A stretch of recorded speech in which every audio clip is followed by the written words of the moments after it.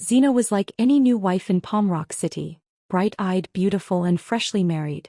But unlike the other wives who woke up early to cook their husband's favorite meals or sweep the compound before sunrise, Zina had a different priority.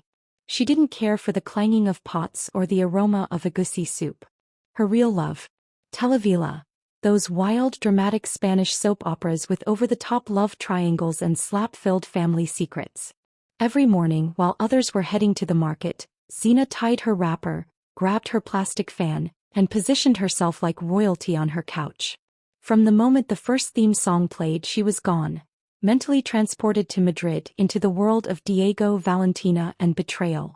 Her husband, Ez, a hardworking mechanic, would leave at dawn covered in grease and sweat, hoping to come home to something hot and homemade. But day after day he returned to an empty kitchen and a house that smelled not of food, but of hot electronics. "Zina," he called one evening. "Did you cook?" "Shoo," she waved at him without looking. Valentina just found out Diego slept with her evil twin. Ez blinked. "Who is Valentina? Who is Diego?" Zina paused dramatically. "High spirit people. Even worse."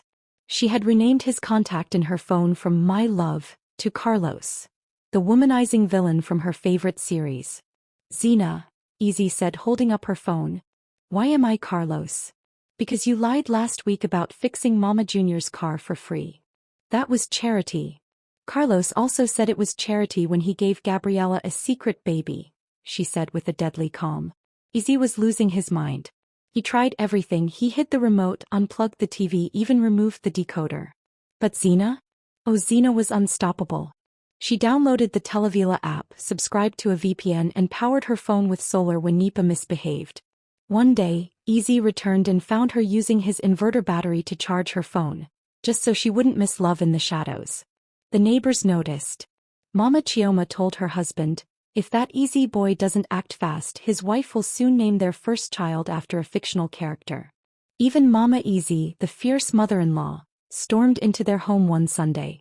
She sniffed the air and screamed, "What is this smell?" Zina stood up proudly. "Roasted yam." Mama Ez opened the pot and screamed again, "This is charcoal. You are feeding my son ashes." Zina smiled.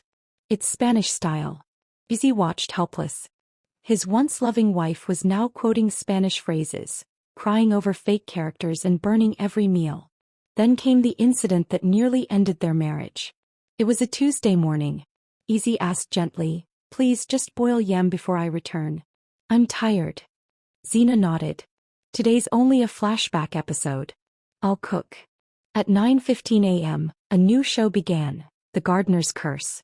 Within minutes she was screaming, "New. Rosa, don't open that letter." The yam? Forgotten. By 11:30, smoke had filled the house. Little Nkem from next door shouted, "Fire! Auntie Zina's pot is burning." Neighbors rushed in, broke the kitchen window and saved the house from burning down. Ez came home to a sooty ceiling and a black pot in the sink. He didn't shout. He didn't argue. He just said, "I'm moving out tomorrow." Zina froze. "You what?" "I've lost my wife. She's married to Telovela now." That night, Zina couldn't sleep. For the first time her favorite show felt meaningless. The drama on screen couldn't compare to the silence in her home. The next morning she cried. She begged Ez to stay. "I'll change. I promise."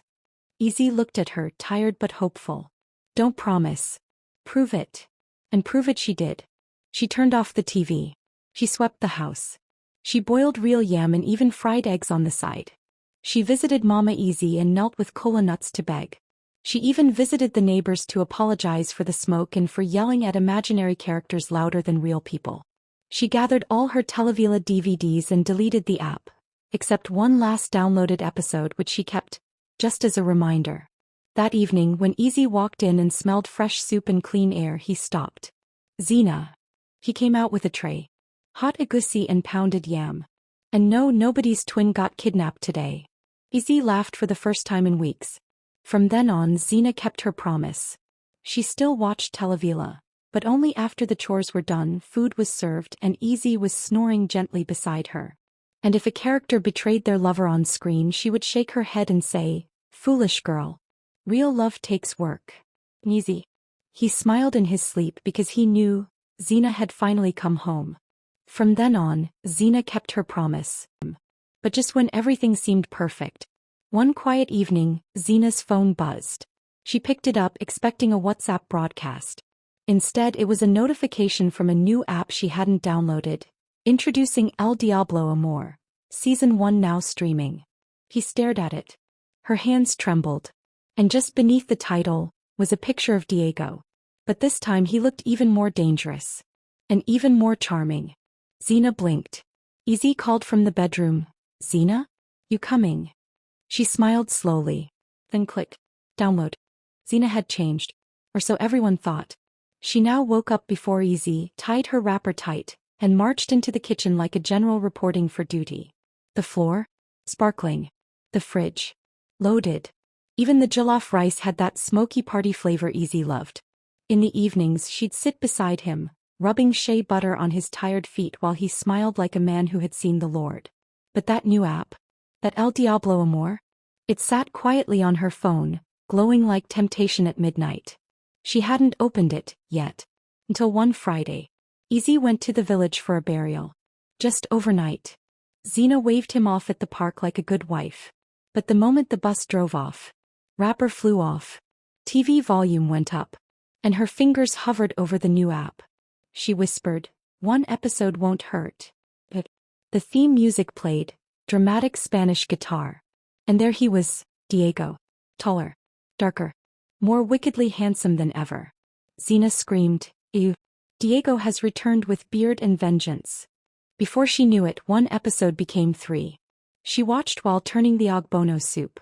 She watched while sweeping only half the floor. She even watched while brushing her teeth, foam flying everywhere like a generator leak. Suddenly she heard a knock. She paused. Ez. Oh, it was Mama Ifioma. "Auntie Zina, the gas is on and something is burning." Zina rushed to the kitchen.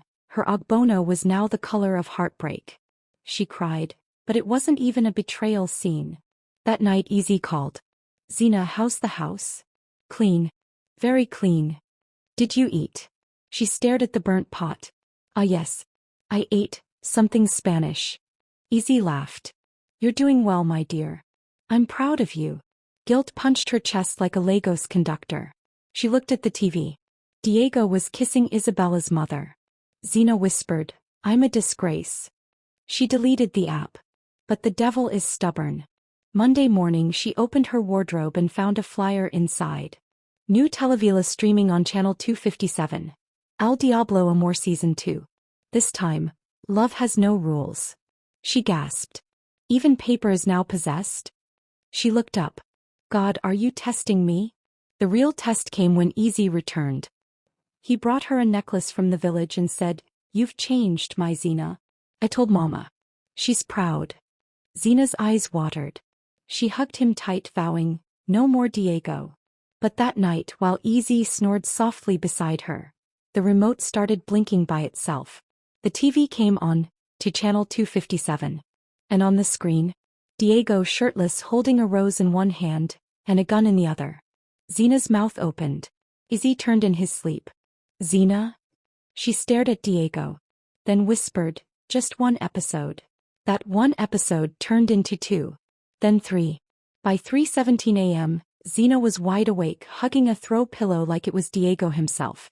Ez snored beside her, innocent and clueless, until he stirred, eyes still half closed. "Zina, why is the TV on?" Zina panicked. I was just checking weather report." "At 3 a.m.? "Yes. The Spanish region. Hurricane Diego is coming." Ez mumbled, Okay," and rolled over. Zina sighed with relief and turned down the volume.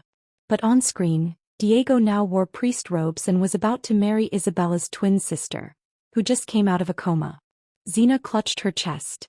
"This show will finish me." She tried to stop. She really did. The next morning she deleted the app again. She sprinkled anointing oil on the remote. She even blocked channel 257. But Telovela spirits don't sleep. At market someone handed her a free flyer. El Diablo Amor, the movie, premieres this Sunday. Free popcorn.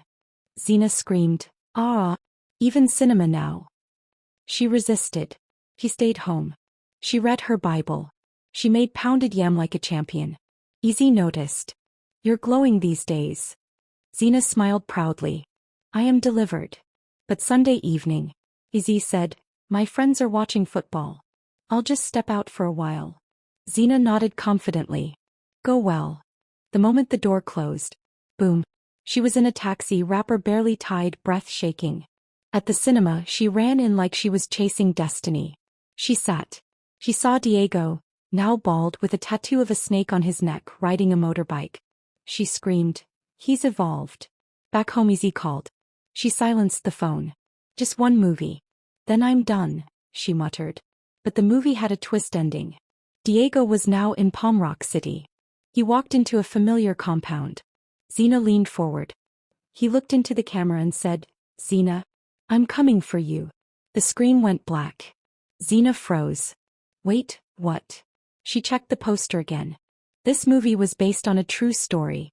Filmed in Palm Rock. She ran out of the cinema barefoot. At home, Ez was waiting. Where did you go? Zina shaking.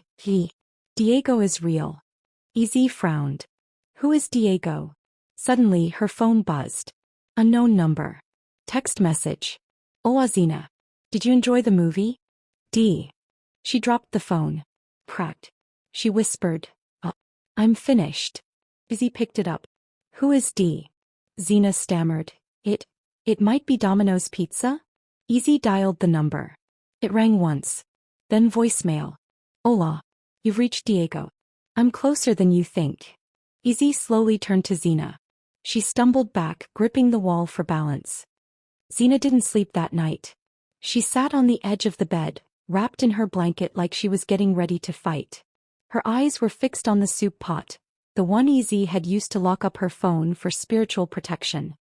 Zina, Ez whispered in the dark, you haven't blinked in 45 minutes. She didn't answer. She just kept staring at the shadows in the room. Ever since she heard that voicemail, even the sound of someone knocking made her jump. When the fridge made a small noise, she whispered, Diego? Ez was tired. He sat up and gently held her hand. Babe, please, this is not real. He's just an actor. Zina turned to him slowly. Her face was serious. Have you ever seen an actor send you a personal message after a movie? She asked quietly. No.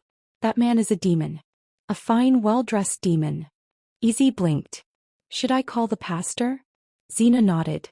Yes. And the evangelist. And the police. The pastor came. The police showed up.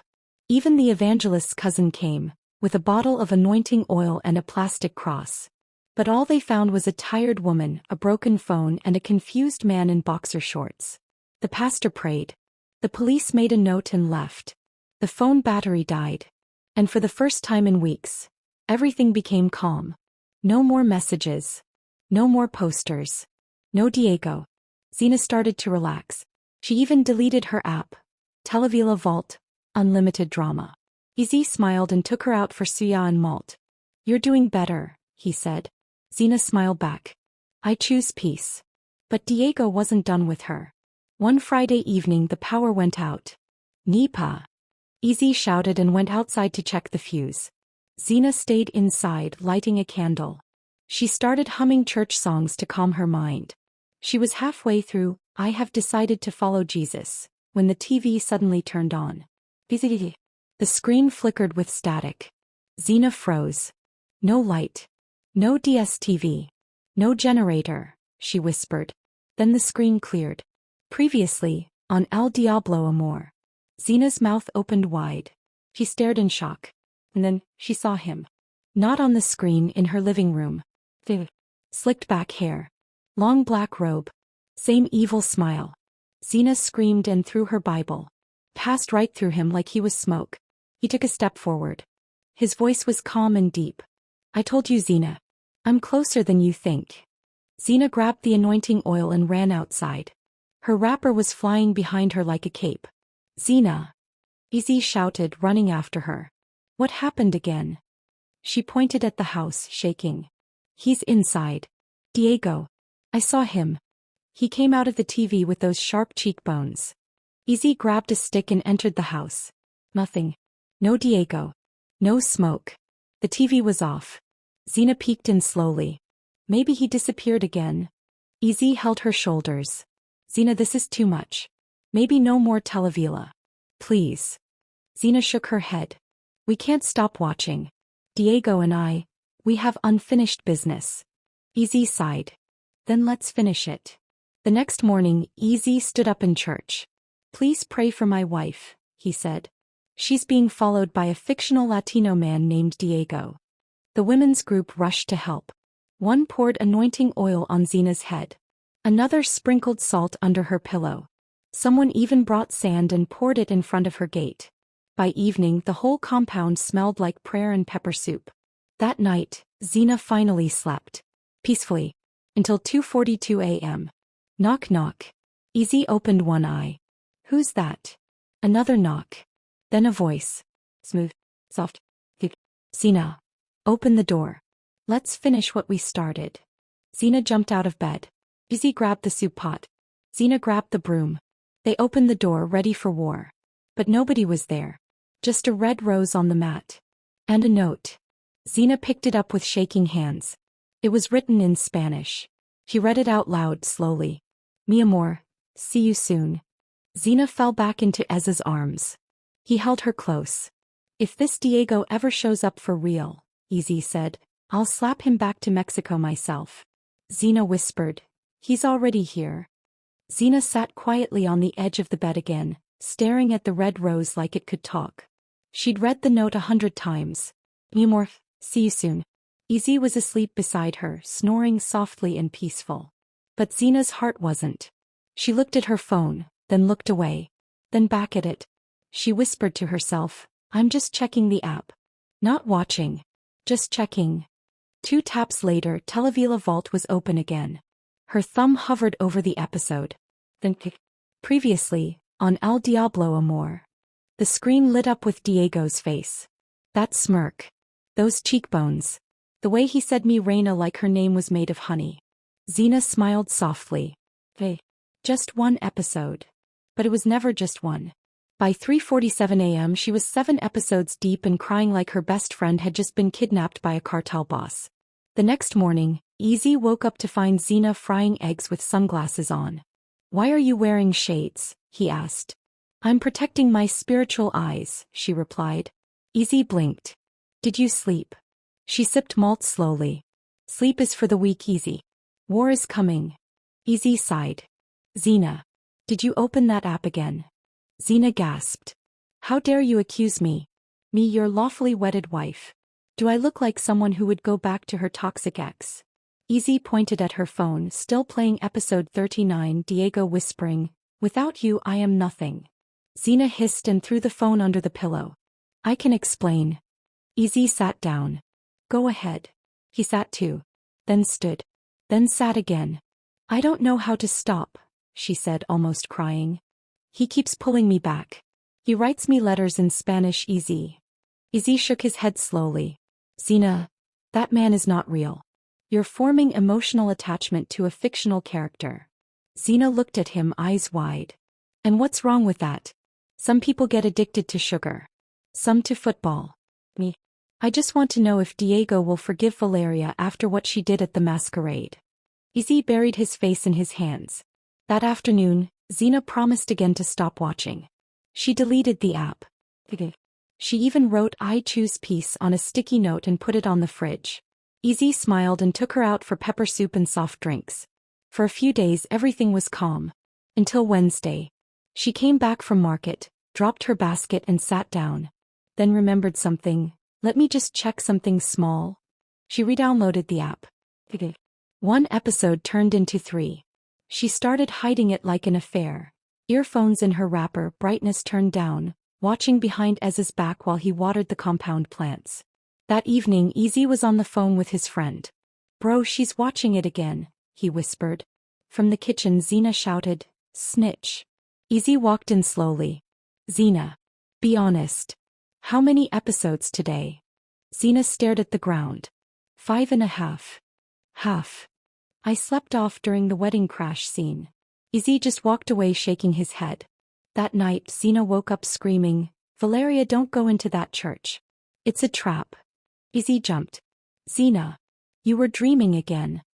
She nodded, panicked. I saw Diego in my dream. Don't fight your destiny. Izzy stood up, wore his slippers and walked out of the room. Where are you going? Zina called. I'm sleeping in the living room. Let me know when you're done dating your demon.